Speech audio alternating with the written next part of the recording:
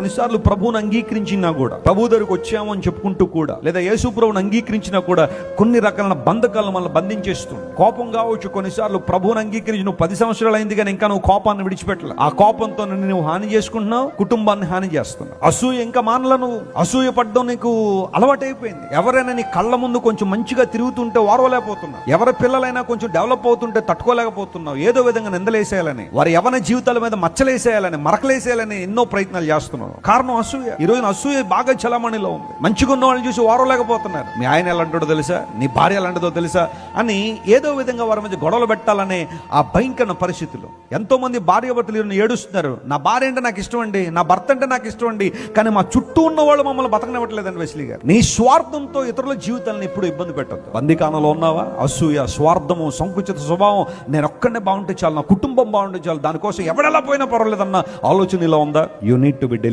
నువ్వు విడుదల పొందాలి ఈ రోజు. ఆ చెర చాలా భయంకరమైంది. What kind of bondage that you are into? What kind of captivity that is holding you today? Christ Jesus came in this world to deliver you. చెరలో ఉన్న వారికి విడుదల ఇవ్వడానికి లోకానికి వచ్చానన్నాడు యేసయ్య. స్తోత్రం చెప్పండి. హల్లెలూయా.